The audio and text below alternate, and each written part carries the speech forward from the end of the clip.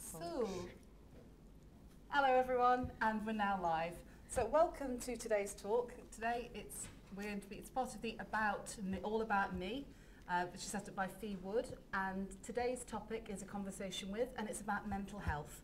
So today, my name's Kim and I'm chairing, and this evening we have a panel with us. We're going to start from over this side here. If you could just introduce yourself and just say a little bit about what your speciality or your interest is within the area of mental health. So if we start at this side. I'm Tom Snape. I'm the Union Development and Democracy Officer at Keele Students' Union. Over the last semester during November, we did a lot of work around men's mental health, around mental health panels and discussions and campaigns. So today I'm here with a kind of men's mental health slant, but also kind of higher education more broadly as well. I'm Matthew Ellis. I'm Staffordshire's Police and Crime Commissioner. I'm a Conservative elected member, and my interest in mental health was stemming from the fact that when I was elected the first time, I was horrified that police were locking up people, 200 people the year before I was elected, in cells who hadn't committed a crime, but simply because there was no place of safety. And so I've worked this last few years to try and get this to the top of the national agenda and also fix the problem in Staffordshire, which we are some way down the line to doing. Thank you. Hi, I'm Charlie. I'm a third year photography student, and I am a young person with mental health issues, and I hope to work with people with similar issues in the future. Thank you. Hi, I'm Damien. I'm a current master's student at Staffordshire University, but also work full-time with people who have autism and learning disabilities, which can cause to other mental health issues that some people aren't aware of. And I'm also a counsellor for a website called 7 Cups, which also helps with people with mental health issues. Excellent. So we've got quite a wide range of people here, and also a wide range of areas of, if not expertise, then certainly areas where people can demonstrate and people can promote or help or set an agenda for helping people with mental health. So whilst no one here has claimed to be an expert in anything, everyone has, as I say, has an area where they're able to do some good towards it or has experienced it. So what I'm going to start for the time being is, I heard the word cells, which is a really interesting trigger point to me, and it was something that we were talking about earlier with Charlie. Can you tell us, Matthew, you spoke about the situation when you first became Police and Crime Commissioner for Staffordshire. Can you just this obviously isn't a political thing, but if you could just explain briefly what it was that you felt was so wrong with the way things were at the time, not necessarily what you did, but what you're trying to achieve, and then also we can bring Charlie into this, because Charlie, if you don't mind me saying, has that experience within units of mental health, in the mental health arena, and maybe we can have a look at the sort of comparisons for your reality and Charlie's reality. Yeah. Okay, well, I guess, you know, new to all of this, I was really surprised that in the year 2013 in the United Kingdom, people were being put into cells who hadn't committed a crime, who were simply unwell through mental health issues. I was also concerned that police officers were far too often being asked to do jobs that they aren't qualified to do. They're not mental health professionals. And I guess thirdly, the time that police were spending dealing with mental health issues. And so I set out to try and understand the problem, to try and avoid people ending up absolutely an exception that anybody ends up in a cell and people under 18 can't do legally. And actually in Staffordshire, I've agreed with my Chief Constable that there's going to be zero tolerance. And I have to say for the last 3 months that's worked, and there haven't been anybody ending up in cells. So it's on the way. Can I just really quickly clarify what that means? Because I don't know much about the sort of the political side of it. So initially when you came in, people who were found on the streets suffering from mental health issues or acting in a specific way were put straight into police cells. Well, not quite straight into police cells. When somebody is acting in a way where the police feel that they are going to harm themselves or others, then clearly they have to do something about it. Now, in my simple mind, I would have imagined that that would have been a care setting, somewhere that professionals in mental health and everything else would look after that individual. But because at the time, 3 or 4 years ago, there weren't the number of facilities available that we have today, particularly in the south, but growing in the north as well, it means that they ended up in police cells and being looked after by people who are not qualified in mental health issues. And so it just seemed, first of all, surprising as a member of the public who'd not been close to this before, and secondly, outrageous, both because we were asking police officers to do things they weren't qualified to do, but more importantly still, individuals in a criminal justice setting who actually need care.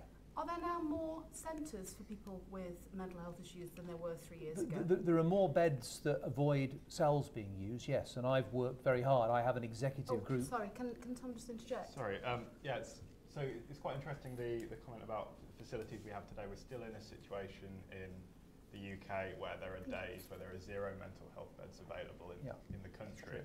There are days when I know individuals who are based in Nottingham who the nearest available mental health bed for them was in Edinburgh.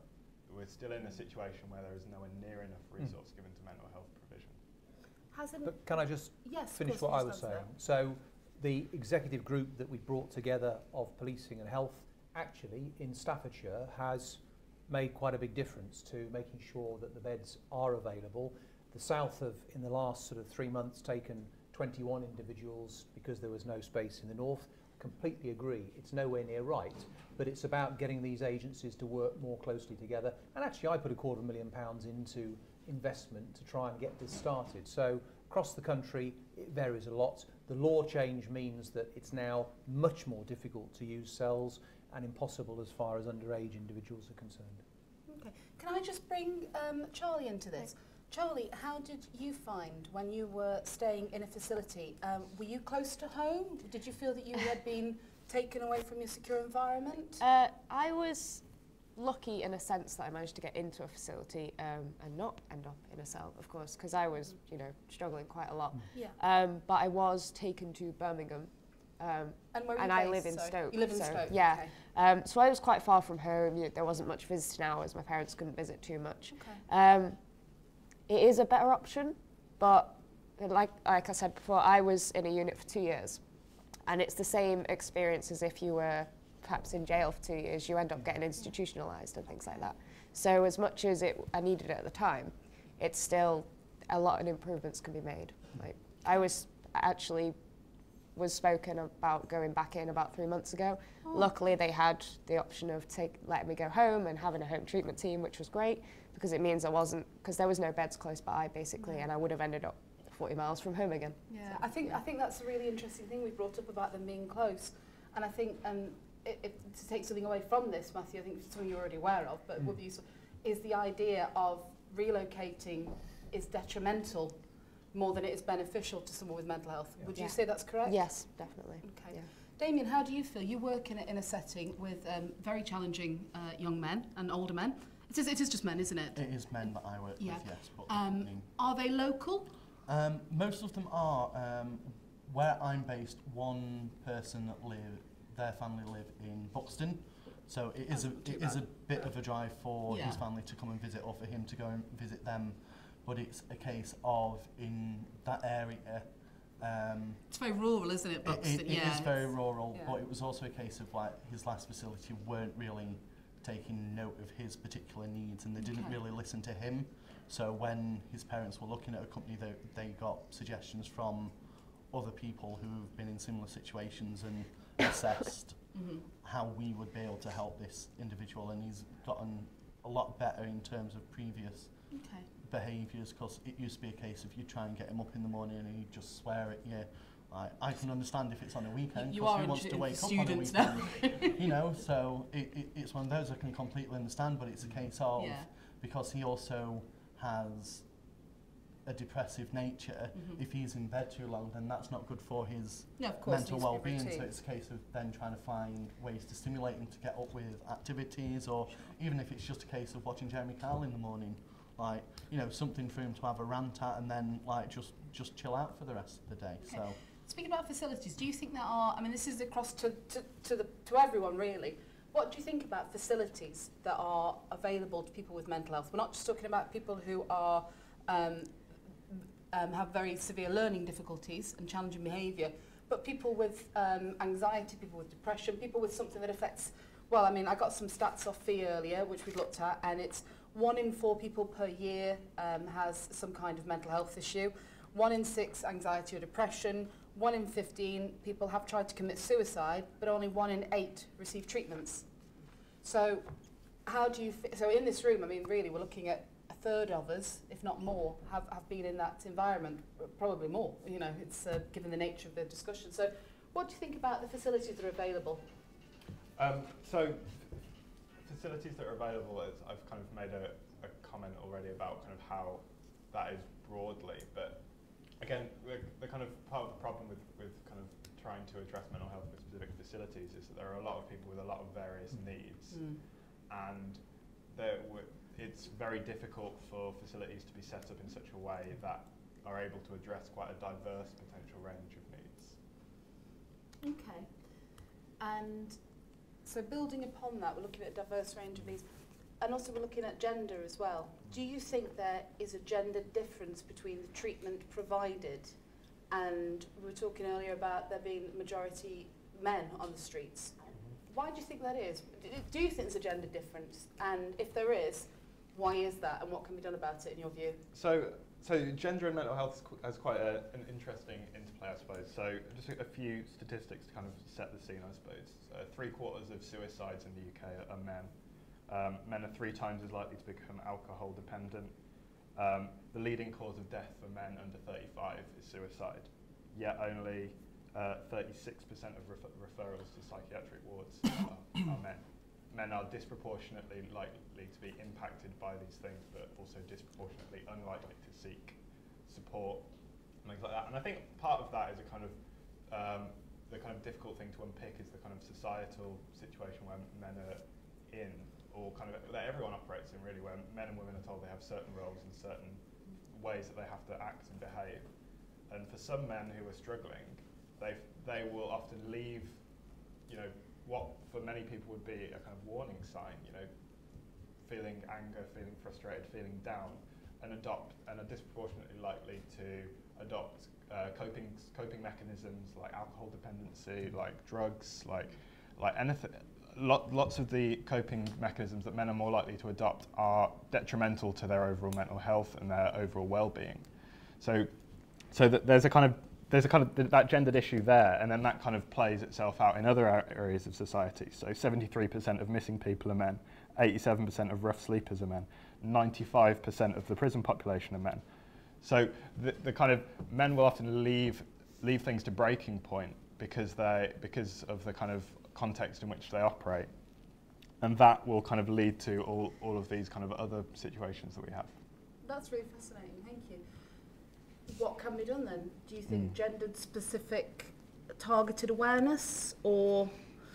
I think the answer to that is much more difficult because. Not that I'm expecting to have the answer. No, but sort it out, Tom. But to do that, you have to kind of break down the whole kind of. I suppose if you were approaching it from a feminist perspective, you'd say a patriarchal setting in which kind of men, you need to change the way in which men view themselves and men view their role in society and the kind of expectations on themselves, which is really difficult, and it's not something that you can do with a kind of government diktat. It's something that takes kind of conscious effort and conversations like this, really. I don't think it helps with media as well, because you get a lot of media show a stereotypical man as being the strong person who doesn't break down, who doesn't do this. Yeah. But like, it's a case of also for them, like, they can be stubborn.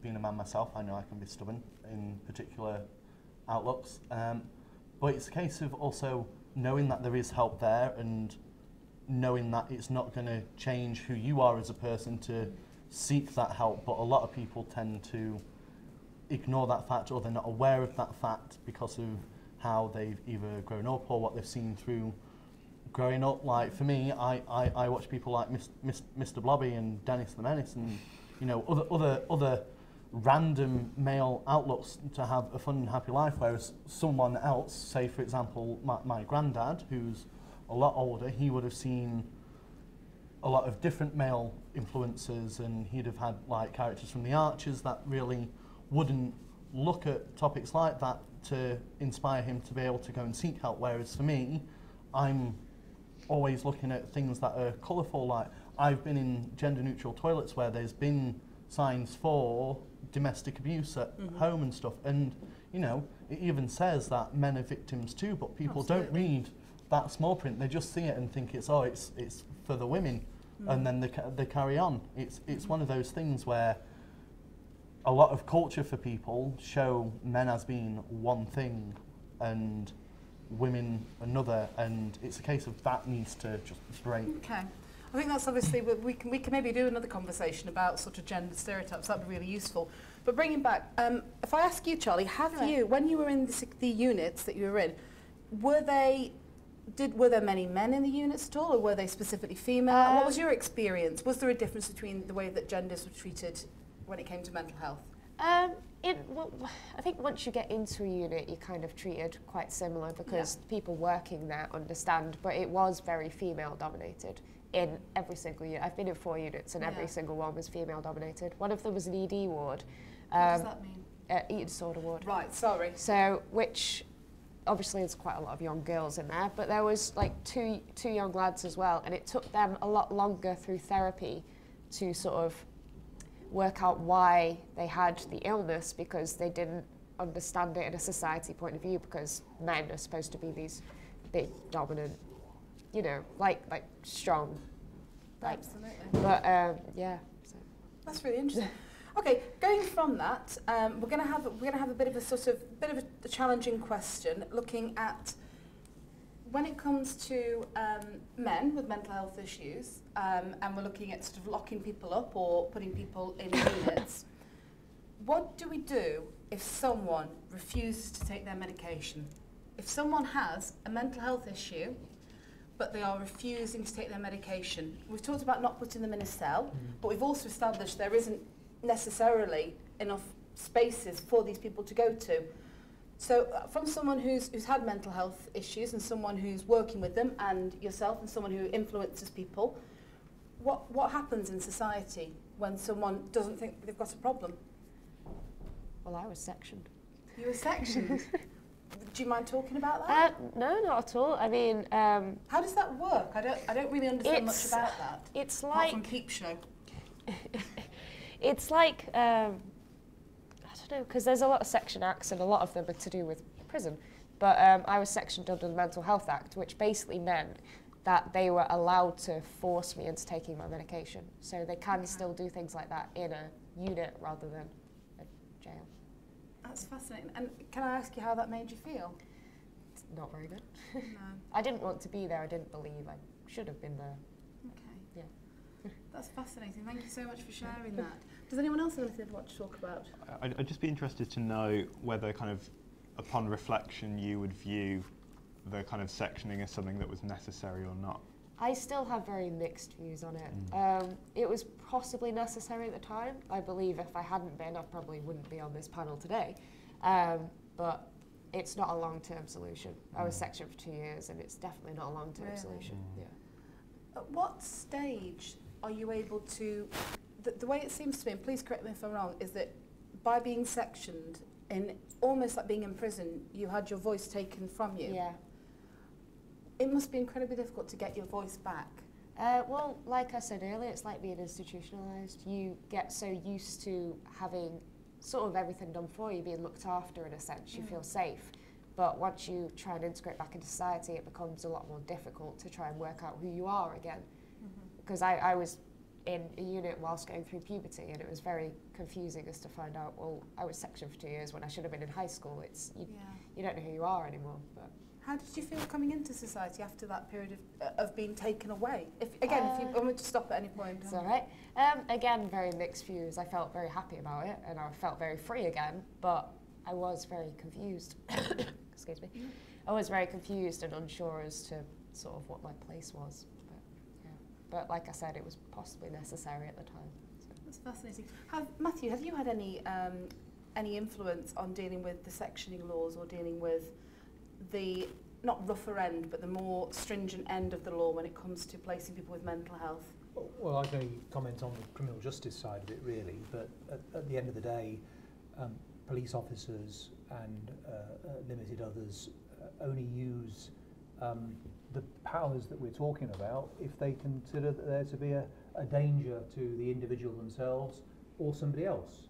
Now, you know, I'll make an observation, and what we've tried to do and had some limited success with is trying to get lower level services available so that, you know, earlier intervention, dealing with some of these issues before they come out of hand. I mean, one of the big problems in Staffordshire for the police is the fact that there is a hard core of individuals who come back and back and back through the system. Now, my question is always, well, why aren't those individuals getting the support that's needed? And you know, the other thing I think is actually understanding the size and the scale of the problem, because a piece of work I've just commissioned through an organisation called NACRO, which is a mental health charity nationally, is to understand what the relationship is between mental health and drugs and alcohol, because an awful lot of people who are ending up in police cells on a Saturday night or being arrested on a Saturday night are deemed to have mental health issues, but actually 7 hours later, when they've sobered up or they've got over the drugs, etc., it's found that actually it's those substances which are causing the. So I've never seen anything quite as complex as this in any other area of life I've been. It's a really, really wicked problem to actually deal with, and I don't think there are 1, 2, 3, 4, 5 answers that will actually do it. No, absolutely. Thank you for that. I think that's an interesting point that you've brought up. Do you think there is a link between drug or substance abuse and mental health issue, in the way that, do you feel that one causes another, or it's cyclical, or do you feel that people are trying to mask the pain that they're in because they are unable to access facilities? That in actual fact, whilst there have been, facilities have closed in this area, regardless of the statistics in the south, they have. That's the reality of it. There are people now who, certainly at a low level, people with anxiety, 8-week waiting list to get to see my doctor. And this is just personally. So, and I'm not even at the tough end. So, as I say, great what's going on at the moment, but we're not just, as you said, the gentleman who comes in drunk on a Saturday night, even if he wanted to see his doctor on a Monday morning, might not be able to get to do that. And can I just be clear, where I'm saying facilities have improved, it is actually at the end where it avoids people putting, you know, you're absolutely right. You know, there is nothing like the level of low level support which prevents individuals or some individuals from getting into the heavy end of this particular area. I certainly think it's excellent that people are not put into cells. Yeah, when I mean, that's crazy. Because that can't happen. Absolute madness. But so let's discuss the idea of drugs, because some people may think it's disingenuous to say that there is any link between mental health and substance abuse. While some people think that it's self-medicating, other people think one is caused by the other. A lot of people think, if you watch your daytime shows like Jeremy Kyle, he openly says that marijuana, I'm not quoting Jeremy Kyle here, but you know, he'll openly say things like marijuana causes paranoia and things like that. That's a general view that people have sometimes. So what is the thought of this kind of, some people say that marijuana or certain levels of drugs will help mental health issues. So what are people's views on substance abuse and self-medication and mental health?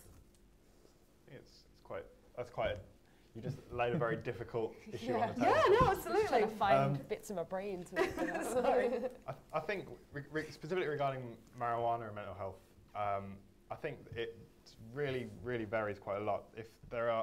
I think there are plenty of people who find the use of marijuana to be very useful for all sorts of things, but there are plenty of other people who, for whatever reason, whether it's kind of predisposition or something else, will find the use of such substances to kind of to worsen their situation. It's a very difficult kind of thing to unpack, and I'd be very sceptical of anyone who claims to have answers.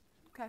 Definitely varies from person to person. I've met a lot of people who've told them it really helps with depression and things like that, but I've met a lot of people that it gives them paranoia quite strongly.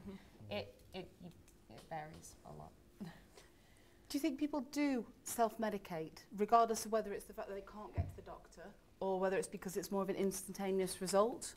I think it's a case of, it's a bit of both, but it's also sort of like they can sort that out themselves without having to rely on anyone else, or that's a good point, or you know, any doctor, because it may be a case of they can't fully communicate or explain what it is that they have or how they're feeling to a doctor, so therefore finding their own methods may be the only way that they can sort themselves out, so to speak. And I think that's one of the channels as to why people do self-medicate, because, or it's a case of they fear the doctor and fear that they're going to end up in a situation like Charlie's been in, and they don't want that. So, you know, it can be many different reasons as to why. I think a lot of people, when self-medicating, would never reflect on their own behaviours and think, I am self-medicating. I think for a lot of self-medication situations, those are people who are kind of, for whatever reason, built up behaviours and patterns and habits that are kind of detrimental, and in reality what they're doing is, you know, getting very drunk on a Friday night and not kind of reflecting on why they're doing that habitually. When in reality what that is a self-medication behaviour. When we talk, sorry, were we going to say something? I was just going to add to it. No, please, please. Trying to think what I was going to say now. One of the big problems with mental health services is a lot of them, you tend to get sort of ignored unless it's really, really serious. So people do turn to things like alcohol and drug use, partly because they think, oh, I should be able to sort this out on my own, so I should use my own methods. But coming from my own personal experience, you definitely don't think you're self-medicating at the time. You don't realise why you're doing it. You're just doing it because it's like you said, it's like a habit. I have an addictive personality, that kind of thing. It's not until maybe 3 months after the event that you think, oh, maybe that was what it was, kind of thing. That's really useful. Going back to we're going to talk a little bit about something might be interesting. If I say a sentence now, it's the men you see around Hanley. Any Tuesday afternoon I went into Hanley to pick up my glasses. I saw about 8 or 9 blokes, drunk out the head, off the face on heroin, clearly acting in a massively abnormal way. That's obviously meant, is that just heroin? Is that drug? I mean, they were being chased out of shops left, right and centre. They all came into Boots at the same time, harassing people.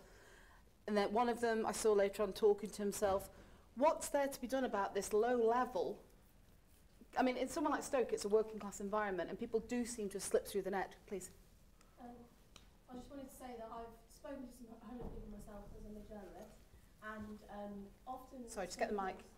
They say that they do heroin and things like that to even just keep warm. It's not even necessarily about how depressed or anxious they are, but then sometimes that can just become a cycle of they're like cold and they're sad because they're on the streets, and then so they just self-medicate like you said. So I just thought I'd put my 2 cents in.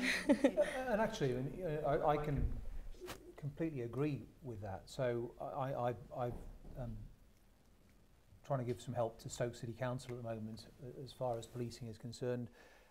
But actually, it's a never-ending circle. So there are some individuals that are who are either high on drugs or more likely actually suffering from alcohol abuse in some of the car parks around the centre of Stoke-on-Trent. And there are some individuals who think that it's their car park, and after a certain time of night they will not let people in. And the answer seems to be, call the police, get them removed. What do the police do with them then? Because the moment they put them in a cell, well, they wouldn't put them in a cell. They have to find somewhere else. They have to find a facility to actually take them to. Actually, in reality, the individuals or this type of individual in question doesn't want to do that. The police is pointless sectioning them, as you've been said, and it's this round and round and round, because they let them go, they remove them from the issues around the car parks, and then the following night they're there again.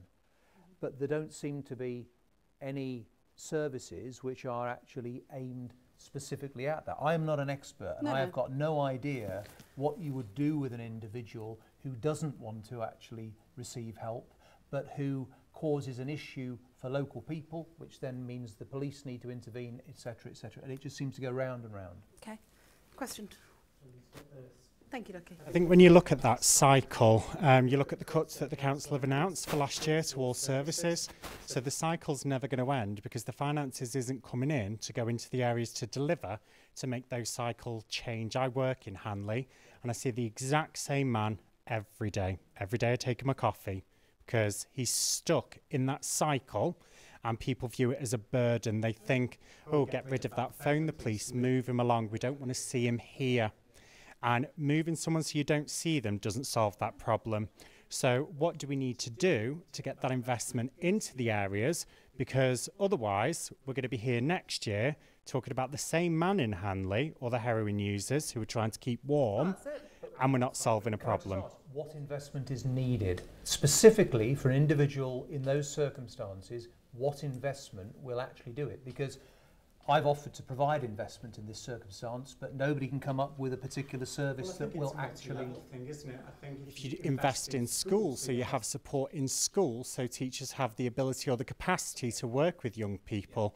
I think if you look at somewhere like CAMS, who probably can't afford to employ enough staff right now, give them staff so their caseload doesn't mean there's an 18-month waiting list. For this guy, drugs and alcohol services, is there a rehabilitation programme in Stoke-on-Trent that can support them, get them in? What's the reason, what's the root cause for them being on the streets? What's pushed them to take the drugs? How do you get them out of that cycle? What services are locally? Are they funded properly to deal with that issue? So, coming away from the funding just for 1 second, I'm really interested in this. This individual has access to services. What services should he have? Because actually, they're not. The services are there. The money is there to do this. I think, but I don't know what services an individual in that sort of situation would need. Yeah. One at a time. Yeah. Just really, really quickly. Can I just add one little tiny point? I myself had experience with neighbours. Thank you very much for that. And as you say, it's not for you to answer. I myself did have an experience with a family whose father's a heroin addict when I was a student here living back to back with me, and they were abusing their child, and I had to get social services involved. And the father, absolutely, he'd married a woman with special needs and they'd had 6 children taken from them. It was a very, very toxic environment.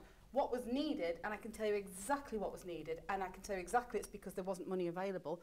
The father needed to be reintegrated into society. He needed to be taken away from the mother because he was a violent person, whether that involved prison or some kind of rehabilitation in a secure environment. And the mother needed education to be helped and taught how to be a mother.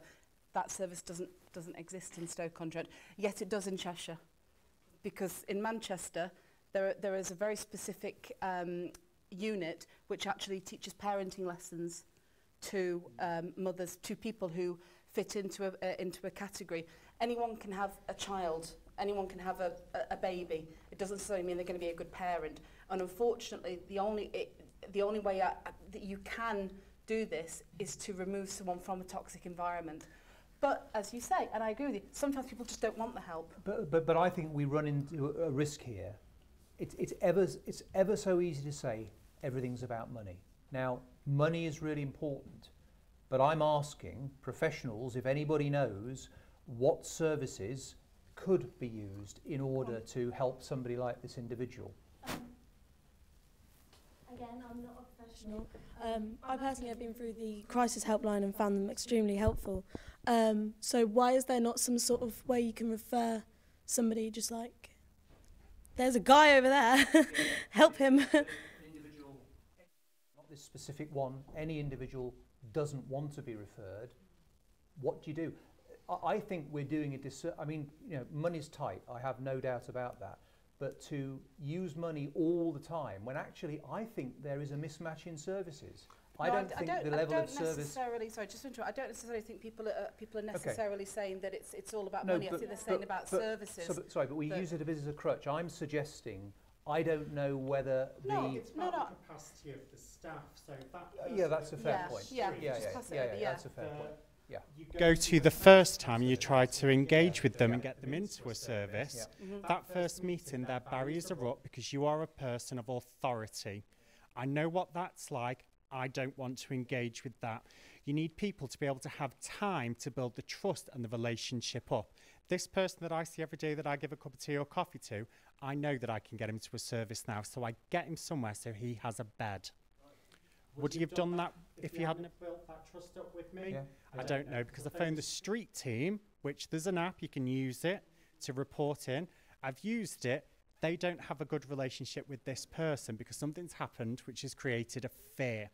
So you need to be able to have staff that are trained and paid well to do this type of job, because with lack of funding means it's a very small pay. With small pay, we're talking high turnover. So you're suggesting, so we're suggesting just that really quickly, sorry, just a moment. Can we bring it back to discussing mental health as opposed to lack of funding within Stoke-on-Trent? We all know that there is a massive problem within funding in Stoke-on-Trent. But with mental health, it's going to be about relationship building with those people on an individual basis and the right services. So being able to have those people in schools when these behaviours might start showing, to be able to have those people that can get there, build that relationship, have that position of trust to try and change that cycle before it becomes a cycle, is a key thing. When they're at the other end of the spectrum, where they're on the streets, you need those people again to build those relationships, to build that trust, to then get them on a journey out of that cycle. Until you start putting those things and those roles into play and into position, nothing's going to change. Well, no more what services are needed. I think people have explained that there have been cuts. Services, services have been removed from this area. We know about services being removed. I think what we're going to talk about is, so we're looking at obviously mental health within. I think what was really highlighted is how passionate people are about the fact that we see on a daily basis people with mental health issues, and that is linked with substance abuse on the streets. So moving on from that and moving on from services, can we just move slightly to family issues within mental health? Did you want to say something? Sorry, just building on that. No. Sorry, that caught my eye. Dare not. It's a reflection. So if we can move that on slightly, as I say, there is no answer, and it'll just end up. We'll just end up talking about how we all need more money. I still thought Shelton Pool was open the other day. It's not. Went up to Fenton Manor, So if we have a look at families and family environments, how important is it for a family? How do families react when someone is suffering from mental illness, whether that's anxiety or whether that's severe schizophrenia or something else? Someone once said to me, and actually it was my mum, when I was 15 and had an anxiety attack and thought the world was going to end. She said, you'll fix a broken leg, but you don't want to fix your broken brain. Because I was happy sitting smoking dope, thinking that was okay. For me, it didn't work. For me, it wasn't a good thing. And that's me. That's something at 15. I'm 40 now. But obviously, some people, it works fine for. So why are we happy to fix a broken leg, but not a broken, quote-unquote, brain? So if we have a look at sort of how people have reacted who have had mental health issues with family and what family can do to support them. Do you want to kick off then? How did you find your family? It actually, when it came to my mental health, it actually brought my family a lot closer together. My parents had recently been divorced and we had to do family therapy in the hospital. So it gave them a focus, in a sense, to we're here for our daughter kind of thing. And it's definitely a big thing. Family need to be educated about it. That's really useful. You end up in hospital, your family's scared, they don't know what's going on, they blame themselves. It's a very typical thing to do, but if they're educated in the sense that it's not their fault, they've been very good parents, then they can help. I actually received, on your point, I received some of the best advice from my mum, which was I didn't like taking my medication. So my mum told me, you need to treat it like your heart medication. You're going to take your heart medication, otherwise you have a bad heart condition. So you've got to take your mental health medication just the same way. It's like having a broken leg. That's how she said it to me as well. That's really useful. But yeah. Can I ask, please tell me not to if you don't feel like discussing this, but you are our resident expert here. You could say that. But may I ask what kind of mental health issues you had, and if you're happy sharing with our guests here today what happened to you, your story, because you are a singularly incredible young woman who is now able to speak about something that was, severe enough to be sectioned. If you feel comfortable, if you don't, please say. No, it's fine. I'm quite an open person with it. I was actually sectioned because I ended up in hospital following an overdose. Okay. I was diagnosed with severe clinical depression and anorexia, so I was also severely underweight, which also contributed to the section. I now have a possible bipolar diagnosis. So okay. That's my story. Can anyone explain, because I don't know too much about bipolarism, can you explain what that means, what bipolarism means? Well, the easiest way to explain it is it used to be called manic depression. So, right, I was diagnosed with severe clinical depression, but I also get the other side of it, which is mania, which means you can be extremely hyperactive, extremely over the top, extremely irrational, I think is the best word for it. You don't see, I act much worse during a mania episode than a depression episode because you're very irrational, very spontaneous, you're a bit fearless. Wow. Yeah. Okay. Okay, has anyone else got any experiences they'd like to share, either themselves or their family members? So I think one of the big things with kind of mental health in the family is around, as was mentioned, kind of education and awareness. So those kind of very simple kind of mental health first aid skills that can be taught, you know, over the course of a day that are incredibly valuable for supporting individuals. You know, this isn't kind of rocket science stuff, but it's about kind of, you know, how do you deal with someone who's going through an anxiety attack? How do you deal with someone who's, you know, being irrational in one way or another? You know, these sorts of kind of very basic skills and ways of dealing with that can actually be hugely helpful whether it's in a kind of friendship group or with a family environment or anything else like that. That's really good. What support is there about? Sorry, Damien, did you want to add something? I think in my sort of experience, a lot of the families are extremely supportive, and it's a case of the main reason that they've brought them with us is because we are able to understand their conditions a lot better and also look after them in a way that's suited for them. Do you want to just explain to everyone what it is you actually do? Yeah, Because you deal with the very extreme end of learning difficulties. So I am a support worker for people who have autism, learning disabilities and challenging behaviours, which can be anything from people biting to people attacking or extreme self-harm in certain cases. So it is my job for whichever person that I am caring for that day to make sure that they are able to have learning opportunities, make sure that they are cared for, make sure that they are able to learn daily living skills which we take for granted, such as just having a bath or a shower. You know, sometimes they need support in that, or it's a case of they don't want to do that for particular reasons, such as getting their hair wet or getting water in their ears because then they feel that their balance is out of order. Yes, things you wouldn't even think about, really, yeah, is it is. Yeah. I mean, it's like with autism, for example, just while listening to the conversation earlier, I heard the vending machine go, I heard Tom's pen click on and off as he was twisting it, and just things like that we can block out when having a conversation with people, but for them, they can hear everything. And if the audience can after this, and I don't know if the filming team can add a link to it on the YouTube page, but search a video called Carly's Cafe, because it just gives an insight as to what goes through the head of someone who has autism. And a lot of people see it as people being naughty or people misbehaving, and it's not. It's a case of the environment that they are in is so overwhelming that they can't communicate that they want to get out. So the only thing that they can do is potentially misbehave or start getting very vocal, and it's on YouTube, yeah. And it's one of those things where you have to make sure it's safe. You have to make sure that you can communicate in a particular way, and some family members are a lot better than others in some aspects, but then also in terms of like family members, like when I've spoken to people through the Seven Cups website, like they feel that they can't talk to their family because they've heard conversations where it's like, oh well, they're just special, and you know, it's hard for them to then be able to discuss it because they've had situations where they've seen a situation viewed and it's like, oh, stay away from them, they're a naughty child, or this person's naughty. It's like when I came out at the time, there was gay storylines going on the soaps, and my parents were making comments of how gross it was, and that made me feel insecure itself. But sometimes, are you?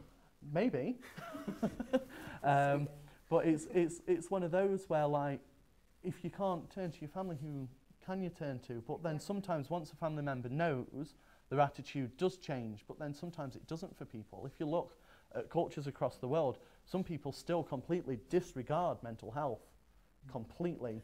And, you know, that's horrible to see. And it's a case of you know, the education's out there. We have the internet. It's a very big thing. I don't know if anyone's heard of it or not, but you know, it's there for people to learn about these things, and it gives services where you can talk to people about it. I think there was a question here or a comment. Yeah, sorry. No. I was just sort of gonna ask what you feel about it's in America, unfortunately, and recently there was a few kids at a school for special needs and you know learning difficulties and autism and things like that, and children were being ridiculed by their teachers, and obviously there has been some similar instances in the UK of carers for elderly and things like that where they have ridiculed the people that they're supposed to be caring for, and I'm just wondering what is being done about that. School in America, just making fun of, physically They were hurting. mocking noises that the children were making. They were swearing in front of them, saying like, "Why can't you just learn?" and things like that. And yeah, it was quite distressing to listen to the audio. Was this found out through a concerned parent or Yeah, someone who recorded? She noticed her autistic son was wetting the bed, and figured it must have been something at school, so sent him in with a little voice recording thing, and heard everything. So obviously that's really horrible, and it really doesn't do like much justice for the health services that are provided, the care services, because I think it puts it in a bad light. But what can be done? That's the panel about that one. So abuse within homes and within secure units, secure areas. What, you know, have you seen it? Are you aware of it? Has it happened to you? What can be done about it? Just opinions, obviously. Well, it's a case of every company should have every employee sign what's called the safeguarding policy and also the whistleblowing policy. And it's a case of if you see anything, or even if you think that someone you're caring for is acting differently, it is supposed to be reported. And normally it's a case of you would go to your manager. However, if you feel that your manager's part of it, then you go higher up. And it's a case of it is there, it can be completely anonymous. But I think it's a case of with some, especially with, because I've seen some of the videos that you are talking about, especially with the elderly, it's a case of they get the same person. So it's a case of the families are then having to intervene, and that's where you get the videos from, because it is the same person caring for that person, whereas in my company it is someone different each time. So do you think that's good? Someone different? I think it is, because the people that we work for, we are more or less a family ourselves. Okay. So it's a case of I see these people more than like I see my friends or my own bed at times. Like me and my bed have a bad relationship. And it's a case of even like if you're just with one client, like where I am, because it's residential, as we're walking out, you may see another, or as you're going on a break, you'll see another one and have a quick chat. So you build that rapport as you start. You start by seeing what they do, talking to them, getting to know who they are as a person, as well as looking through their care plans and their individual needs. Do you think you have adequate, obviously not commenting on your company in particular, but do you think as a carer, as a person who aids, cares for and facilitates care within a confined or secure environment, do you think there is enough in place in the law, because again I don't want to be specific about your home, to protect people who do see abuse and notify? You think okay. There is definitely. So if someone wanted to report abuse, they could. Yeah, Any excuses are just excuses. They are excuses. Like we follow a policy that's very similar to the NHS, and that's the 6 C's, and one of them is courage. So it's a case of you have to be as fearless as possible. If you see something that is not right, report it. If you don't, then you are just as guilty. So say for example. How does everyone feel about that? That's an interesting comment. So if you see something, you're just as guilty. Yeah, I think that's really difficult. It's very. Obviously, what? It's just an interesting comment. Obviously, instances of abuse in all forms are horrific, but there are plenty of individuals who, for whatever reason, will not feel able to report things, whether it's through kind of their relationship with the person who's committing the abuse, or their relationship. Maybe it's kind of their own boss or things like that. It's a very difficult situation, and absolutely it's important that people feel able to report things, absolutely. But I'm not sure that saying that it's exactly the same as the abuser is necessarily a kind of a correct understanding of the situation. It is part of the law, though. It is a case of if you are allowing this to happen and happen again, say for example, and it is just solely an example, say if I was taking care of Charlie and I saw someone hit her and it was bad and I didn't report it and then they hit her again and again and again, I am just as guilty for not reporting it in that first instant as anyone else who sees it or the person hitting them. In terms of the law, you are... Yeah, it's you basically classed as an accomplice because you're allowing it I to do happen. understand the passion because obviously they're your boys, you look after them, and it is a strong statement. But again, I do understand your passion for that. Please continue. I just wanted to mention again that obviously your place where you work might be very good, but some places obviously they're not, and this can cause serious consequences for people who already have mental health issues. It could get worse, and people may not necessarily want to tell the higher ups because they're friends with their manager, or they themselves are being abused as well, or they may not, although knowing the law, they may not understand it as well as you do, whereas you have quite clearly said, I know that my duty is taking care of this person who is hitting a child with autism. I don't think they really care about the law. So I think people around them clearly would be intimidated and things like that, and I think it is something that can quite easily go under the radar, and it's quite scary. All I can say in terms of that is like the highest people that you can go to, and this is for anyone who's here or watching this, and you have someone that is in a care environment and you feel that they are being abused, is to call the CQC, which is the Quality Care Commission, because they are literally top dog, as it were, and you can call anonymously and they can turn up to any place without notice. But it's some, yeah. Say that, but a lot of people don't want to do it. I think also you can, what's interesting is it may be anonymous, but if there is an investigation, it's going to come out at some point that it is. I'm not giving an opinion on it, but what I'm saying is the reality of it is, if you are to report abuse, at some point you're going to have to give evidence or give information. And if you look at some of the sorry, cases with NHS whistleblowing as well, where people have been that brave person and they have come out and they've done that very publicly, then there's been a massive backlash and they've lost careers. So where it's really admirable for anyone to kind of have that courage and stand up and say, no, this is abuse, and step forward. There are going to be circumstances where people are in fear of the abuse that will come to them. If they speak up, are they going to lose their job and put their own family at jeopardy? Is it safer for them not to say anything? It's that, you know, thing of like, do I turn a blind eye and pretend? Because if I acknowledge it, then I am complicit with it. How do I feel about that in myself? So I think anyone that can stand up is a very brave and admirable person, but I think we can't put that on everybody to have that same stance, because it's a very difficult situation, and depending on what type of abuse it is and where it is, like, we can't comment for everyone. But shouldn't we, going again, sort of looking at it from another, if abuse is being, if you have chosen to work in an environment where you are a carer or you are working with someone and you do see abuse, shouldn't it be your moral obligation to face that, regardless of consequence, because you have chosen to? That's the sort of my trying to look at it on both sides. I think it's completely vital, and I think anyone who doesn't report it is not a great person either. And I completely agree, it is the law and it should be the law, because people should not report something, but it's not that easy. I think it's fair to say that culturally, the way abuse is dealt with and the way reports are received has improved immensely. I would think, you know, before my time, certainly I understand that it was very difficult to actually force it.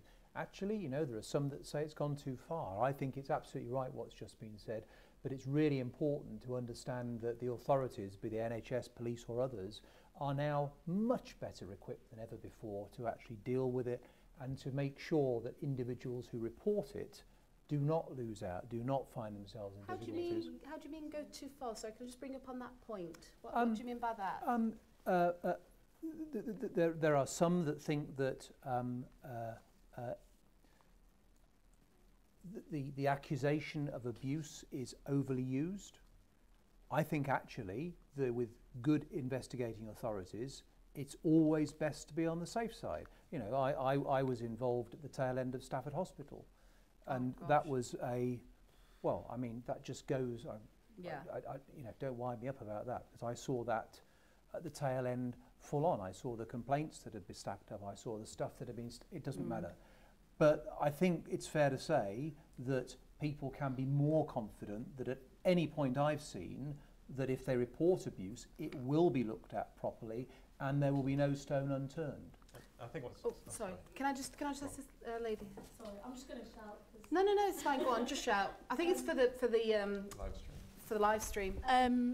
I think that although that's a very good point, again, you're catching at the tail end and you're talking about punishment for people who do it. I think if these people are educated early enough in how to look after these people and how to treat these people well enough, then I believe that they won't behave in such a way in the first place. I'm sorry, I've learned that sometimes you get bad people. You get bad people, and you can train, you can do whatever. There are people who are inherently, sadly bad. And it's really important that the mechanisms to root those individuals out, to actually deal with them in a fair but firm way, are there. And I even in the last few years, I think I have seen significant, my deputy does enormous amounts of work around domestic abuse and this sort of thing, and it's now so much easier to report that sort of criminality or that sort of abuse. Well, let's move on from domestic abuse, because that's a whole different argument, and I think there's going to be a lot of opinions about the ease of which men and women report domestic abuse. Is a completely different kettle of fish. I think abuse is abuse, and I think we need to make sure that it's easy to report and easy to deal with. Absolutely. But again, there are very different statistics and very different levels of reporting of domestic abuse and what constitutes domestic abuse, as opposed to abuse within an institution, which is what we're sort of looking at mental health. Sorry, Tom, did you want to? Yeah, I think what is particularly concerning and upsetting about these instances of abuse, particularly when they become quite large media events, I suppose, is that will then be ingrained in lots of people as something that can happen. So kind of the instance in America, there'll be parents whose kids perhaps need to be in a place where they can get specialist support, who perhaps no longer feel that that's something that they want to do, because what if that happens to them? And the same can be said about mental health facilities, the same can be said about hospitals and all these kind of public institutions. Just really, really quickly, that's an interesting point. I want to ask you guys, oh, sorry, please. I just want to ask, do you think that these incidents that happen could actually potentially then cause mental health problems to the parents of the children? Almost definitely, because it's gonna cause a lot of anxiety. So say, for example, with the America video that we've used and discussed, could be a case of she takes that child out of that school, and then while trying to look for another one, is second guessing herself and becoming anxious, and therefore questioning her own mental ability as am I doing right by my child? What do I do? Where do I go? Who can I turn to? And it can become quite a lot to handle. And if you've not got a counselling service or anyone to be able to vent to, or even just bounce ideas off, then it can cause to other mental health issues completely. Okay, cool. Just really quickly, because I want to ask the panel one more question before we finish. It sort of goes right back around, And it means that child will not be getting the services that they need, which is the most important thing, which is why they're there in the first place. Danger, terrible thing to say, but there's always a danger. If a school has a bad apple, people are withdrawn from those services, and then they don't get the services they need for the 99% of good apples. I think that's always, and that goes the whole, do you highlight something that's very negative about somewhere, even though something negative has happened, or do you keep it quiet because you don't want to ruin the 99% of good work? So it's a really difficult dichotomy all the time. Really, really quickly, just want to ask, because we've only got another couple of minutes left, so I just want to ask each member, what, if whether you've suffered mental health issues, or you've seen abuse, or you're working in a field where you can promote or aid or advise people with regards to mental health issues and anxiety and look at policy, how do you think, because a lot of people are frightened of people with mental health, and how do you think they see someone having something, an attack or something, what can they do? What can a bystander do if they see someone? Because let's look at the example in Salisbury. That wasn't a mental health issue, but people thought that guy was having some kind of seizure or something, and people ignored them. Ideally, you wouldn't have gone near him anyway, but the point is that people do often get stepped over on the streets. What would have helped you, or what do you think would help someone at the time? What can we do as the public when we see the guy with the cup on the street, or practical things we can do, practical things you can do that you can tell us about?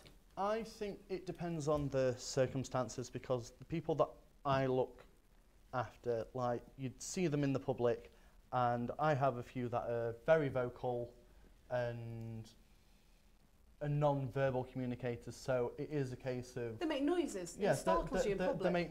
They make noises and stuff, and it's a case of, like, when it comes to people like that, like, they seem scary, but they are some of the most wonderful people that you could ever work with. Like, this one person in particular who's non-verbal, like, if we're at, like, a gathering or something, you can see the cogs turning in his head and you just want to be in his brain. But I'd say if there's any form of behaviours happening or anything like that at all, like, and you feel that you want to help, because normally the best thing to do is to sort of stand back, not stare, not make the situation worse, especially with people with autism, because they will just feel like they'll not know what you're thinking, but they'll feel that there's a thought headed towards you, is to ask if there's anything that can be done.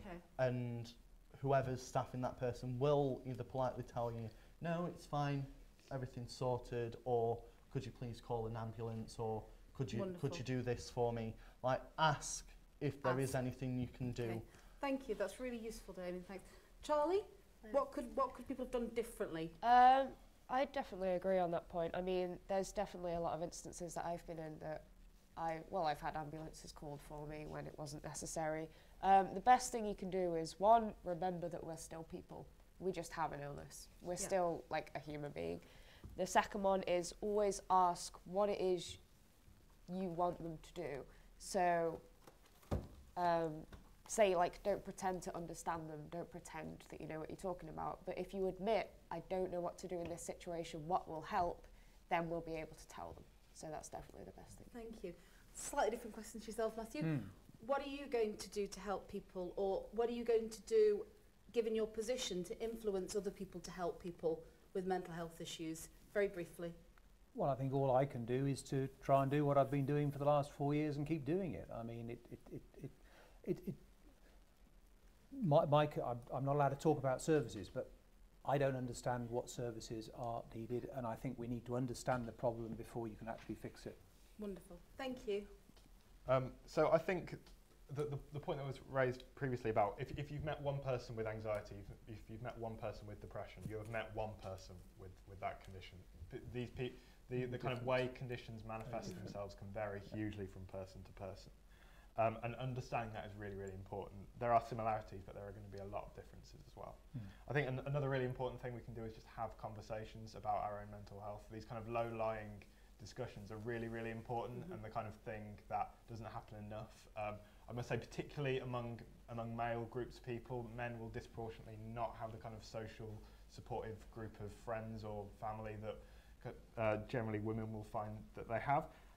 However, the problem is that I'm also almost kind of preaching to the converted here. The kind of people that come to an event like this are the kind of people who would probably do that anyway. But they're influencers. These people are influencers of their environment. Absolutely. So having these kinds of conversations is important, and encouraging other people to have these conversations is almost more important as well. Okay. Well, that's everything. Thank you very much to Damien, to Charlie, to Matthew, and to Tom. Thank you ever so much, and thanks for you guys, and thanks for all your questions. It's been a lovely evening. Thank you.